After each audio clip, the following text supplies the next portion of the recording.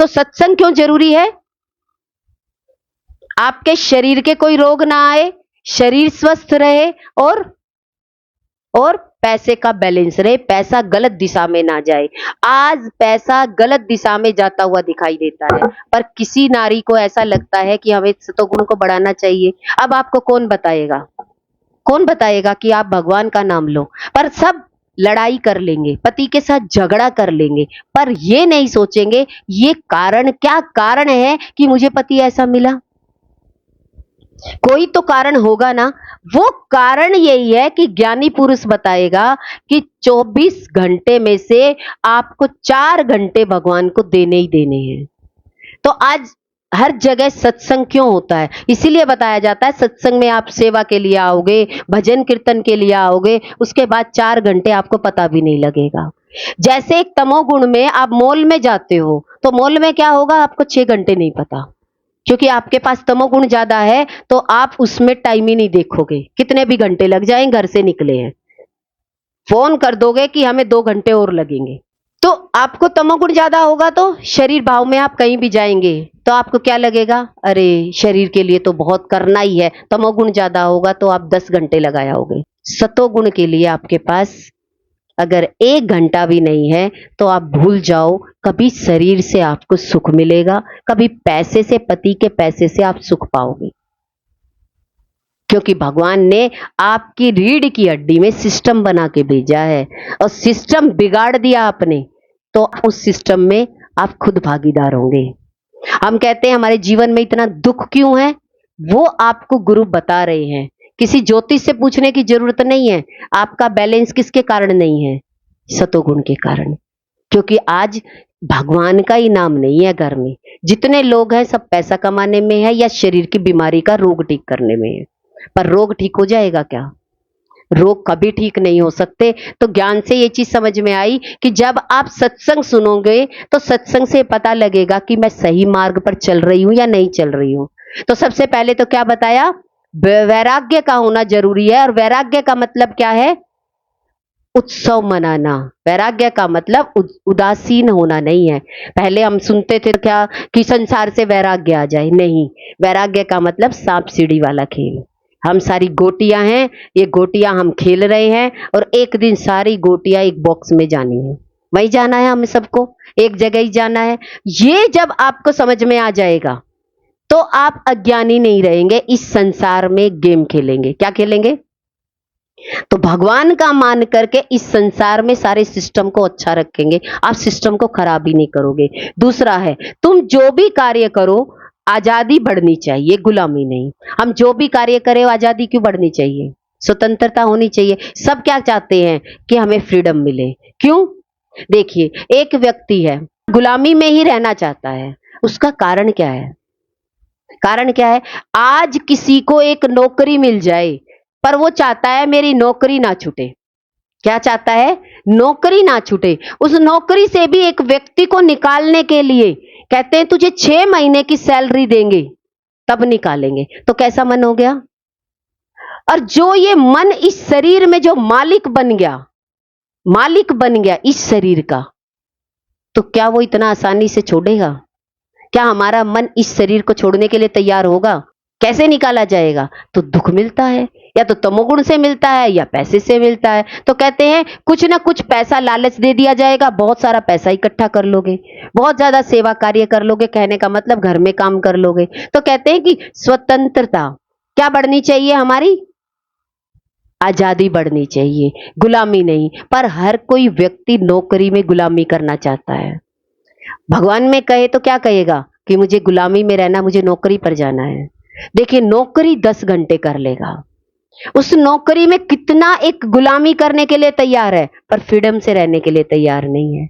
अगर सात्विक गुण बढ़ जाएगा तो आप स्वतंत्र हो जाएंगे। अगर ये सतोगुण बढ़ने पर, कहते हैं सुषुम्ना नाड़ी चलने पर, आप 2 चीजों से मुक्त हो जाएंगे। किस किस से? शरीर का भार कम हो जाएगा और पैसा भी, लक्ष्मी भी आपके साथ चलेगी। तो तीसरा है, और आपके जो भी करो उस काम में आपके दुख कम होने चाहिए। और जो व्यक्ति काम करता है तो उसे दुखी होता है, वो कहते हैं मैंने जीवन भर इस व्यक्ति का इतना किया। माँ कहती है मैंने अपने बच्चे का इतना किया पर मुझे बच्चे ने दुख दिया, तो कहते दुख नहीं होना चाहिए। क्यों? क्योंकि मिला किसके लिए था? खिलाने के लिए मिला था। आप खेलो, किसी के साथ भी खेलो, आगे बढ़ो। आपके फ्रेंड्स छूटे पर आपके जीवन में दुखी करके आपने अपने आप को दुख नहीं माना किसी में भी। कैसे किया? खुशी से रहते तो हमें किसी चीज का दुख नहीं होगा। तो जब हम गेम खेलते हैं तो हमें दुख होता है, दुख नहीं होना चाहिए। तो संसार में जो भी कार्य हमें करने को मिलते हैं तो हमें कैसे करने चाहिए? खुशी से करने चाहिए या दुख मान करके करने चाहिए? तो गेम कैसा खेलना चाहिए? जोश से। जो भी कार्य करो इच्छाएं कम होनी चाहिए, बढ़नी नहीं चाहिए। तो क्या है, क्या बताया? जो भी हम करें, कहने का मतलब जो सतोगुण आगे आपका बढ़ता जाएगा तो तमोगुण की इच्छाएं होंगी ही नहीं, पैसे की इच्छाएं होंगी ही नहीं। सतोगुण बढ़ते ही, सुषुम्ना नाड़ी का ऊपर जाते ही ये दो चीजें भागकर पीछे पीछे आपके आती है। और जब आप इसके पीछे जाते हो तो भगवान आपके पीछे कभी नहीं आएगा। और भगवान के पीछे कौन कौन चलती है? तामसिक शक्तियां। जो संत भगवान का नाम लेते हैं तो पब्लिक उसके पीछे चलती है। किसके पीछे चल रही है? आप किसके पीछे चल रहे हो? आप किसके पीछे चल रहे हो? तमोगुण के, रजोगुण के? या तो किसी को नौकरी पर जाना है तो भी आप घर में बैठे हो, या बच्चों को शरीर से कोई कार्य चाहिए तो भी आप घर में बैठे हो। तो आपने तो अपना सारा समय किसमें निकाल दिया? तो आपका सारा जीवन बच्चों के शरीर में या पैसे के दुख में ही जाएगा। कहते ये व्यक्ति सारी जिंदगी कमाते कमाते दुनिया से चला गया। देखिए, हम अपने जीवन में माताओं को देखते हैं, सारा जीवन खाना बनाने में निकाल दिया। बच्चे पैदा किए, सुबह से लेके सुबह, दोपहर और शाम खाली एक भोजन प्रसाद में, पर लास्ट में जीवन में क्या मिला? क्या उसे भोजन मिला? गरम गरम गरम उसे भोजन मिला। इसका मतलब खाली एक तामसिकता थी, पैसा भी नहीं था, तामसिकता थी शरीर की। तो तामसिकता ने क्या किया? सारा दिन शरीर की इच्छाओं में लगा दिया। इसको ये चाहिए, इसको ये चाहिए, तो हमने शरीर भाव वाले को तमोगुण वाले में अपना जीवन लगा दिया। तो तमोगुण वाले आपको क्या देंगे? अंधकार में व्यक्ति जानता ही नहीं है कि आपने इनकी कितना कर्म किया है, उसने देखा ही नहीं अंधकार में। तो पहले ही तामसिकता में था और हमने सारा जीवन, तामसिकता ज्यादा होने के कारण हमें तमोगुण वाले लोग मिले, हमें बीमारी वाले लोग मिले और सारी जिंदगी हम बीमारियों को ठीक करते चले गए। तो कहा कि सारी जिंदगी या तो पैसा कमाने में या शरीर की बीमारी में। तो इसका मतलब आपका बैलेंस दोनों का बता रहा है। दोनों शरीर के अंदर में आपको ज्योतिष से पूछना है या आप खुद बताओगे? अगर आप अपने आप में देखोगे, मेरे जीवन में भक्ति नहीं है, मैं जब से पैदा हुआ हूं तब से लेकर के मेरे भक्ति की कमी रही, सतोगुण की कमी रही, तो इसके कारण मेरे शरीर में कष्ट भी रहा, या प्रॉब्लम भी रही, या बच्चे बीमार रहे, या पैसों की दिक्कत रही, या पैसा बहुत बढ़ गया तो एक नई परेशानी आ जाएगी। तो क्या कारण रहा? ये इच्छाएं क्या हो गई? जब हम साधक रूप में आते हैं तो ये हमारी इच्छाएं कम होनी शुरू हो जाती है, तो हमारी तामसिकता खत्म हो जाती है, पैसे का लालच भी खत्म हो जाता है। जो भी कार्य करो शांत एकांत में बैठकर करो। देखिए, अब शांत व्यक्ति क्या सोचता है? एक बच्चा कहता है मैं तो घर में बहुत शांत रहता हूं। अब ज्ञान तो सुना नहीं, तो क्या कहता है? पीछे अंदर कमरे को बंद किया और मोबाइल को लेकर शांत है। एक आप सत्संग में बैठे हो, दोनों में से कौन सा अच्छा है?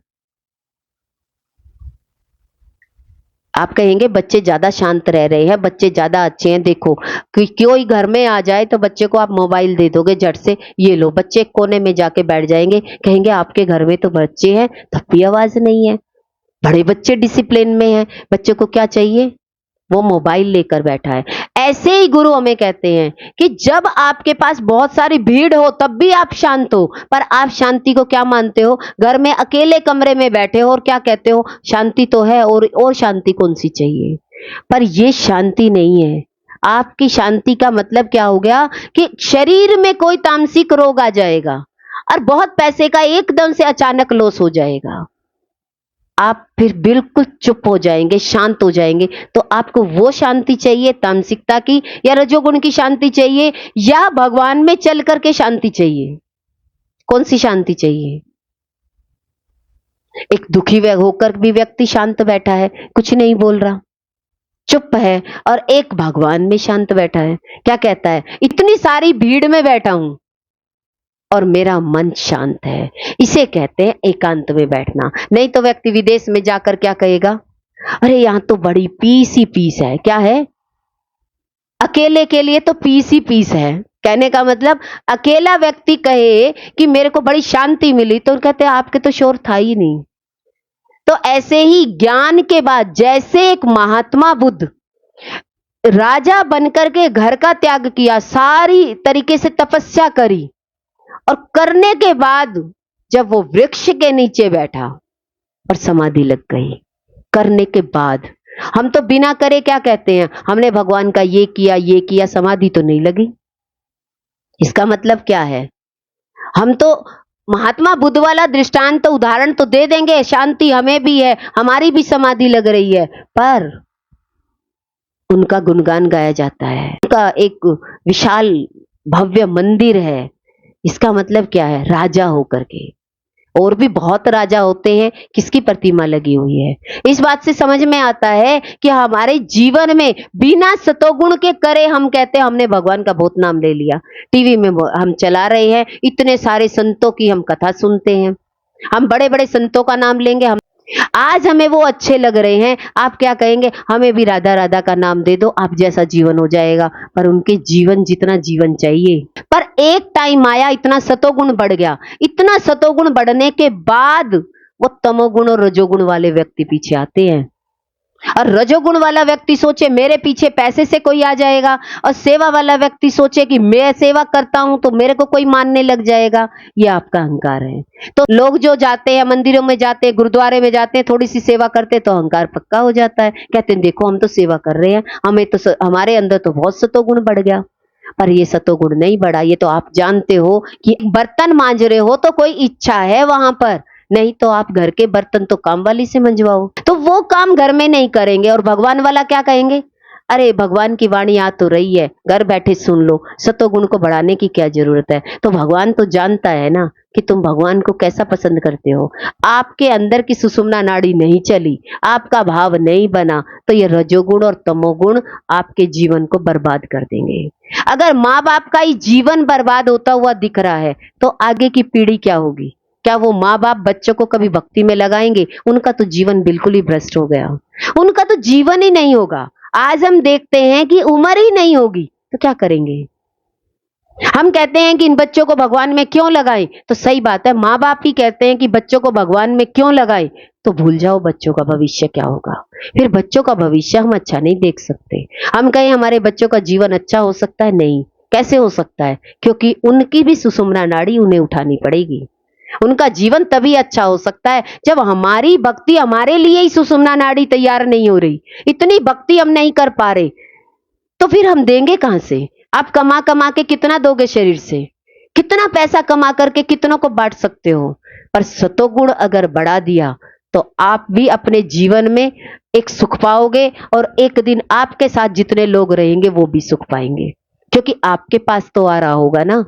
आपके पास भक्ति नहीं होगी तो आप बच्चों को कहां से दोगे? बच्चों की नाड़ी तो वैसे ही नीचे है। आपको भी नहीं मालूम है, बिना सतोगुण के ये रजोगुण और तमोगुण काम आने वाले नहीं है।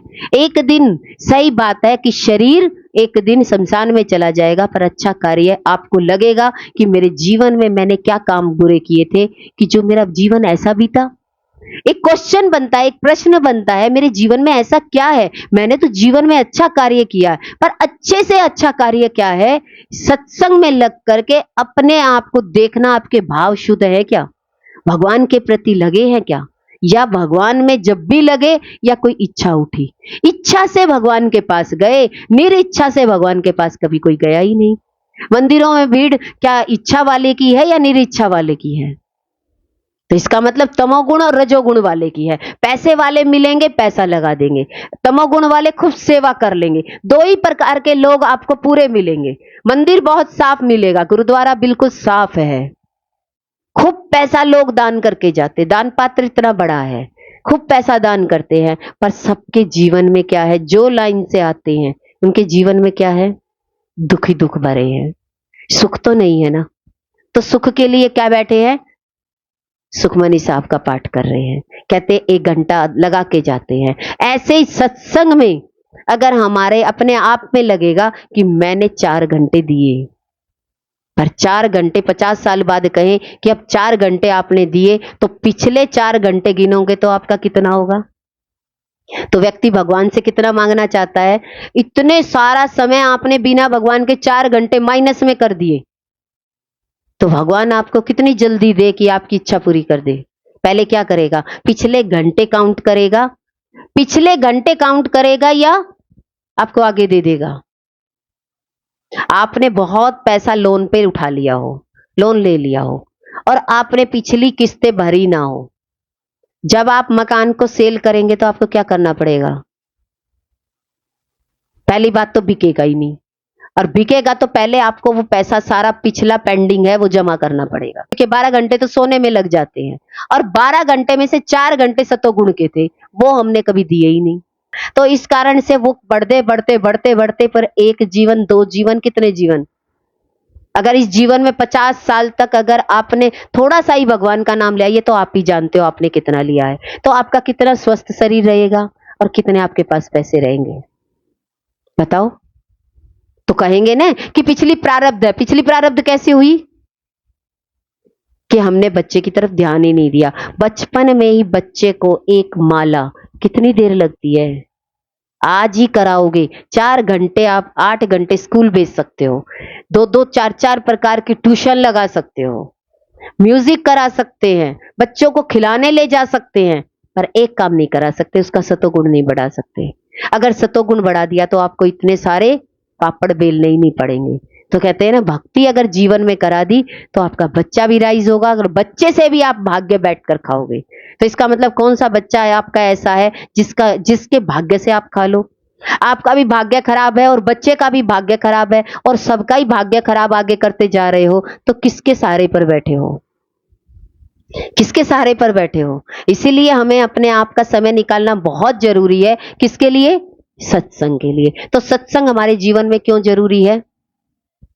क्यों जरूरी है? सत्वगुण बढ़ाने के लिए। इसीलिए सत्व गुण को अब इतना बढ़ाओ कि तमोगुण और रजोगुण आपको दुख तो ना दे, आपके शरीर में कष्ट और पैसे की प्रॉब्लम तो ना आए, इतना तो हो। पर इतना अगर प्रारब्ध में नहीं है तो गुरु के साथ जुड़ जाना,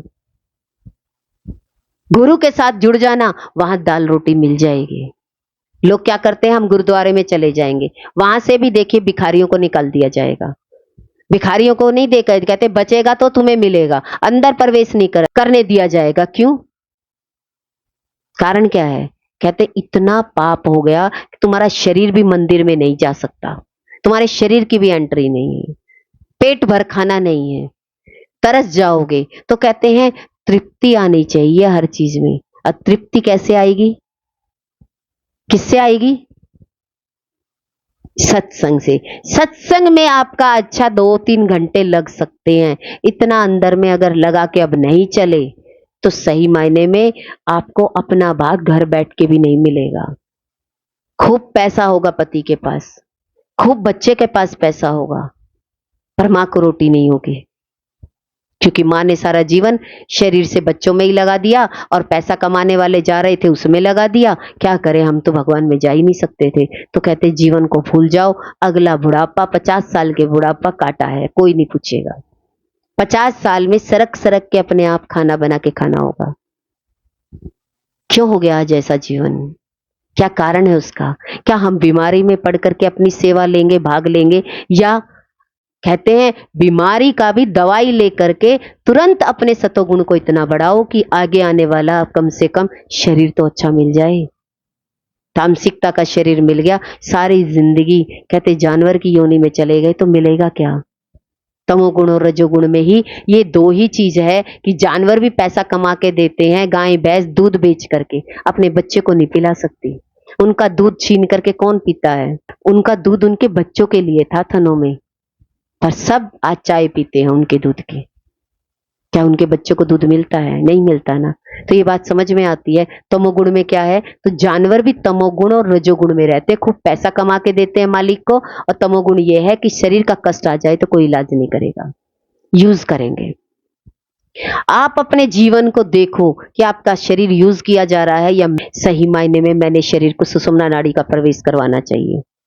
इसीलिए योग विद्या बताई। योग विद्या पहले आपके अंदर में चित्त की शुद्धि होगी, जब चित्त की शुद्धि होगी तो मन शुद्धि होगी, और मन शुद्ध होगा तो सही मायने में ध्यान लगेगा, और ध्यान लगेगा तो आप आत्मज्ञान के लायक होंगे। नहीं तो आत्मा का ज्ञान समझ में नहीं आएगा।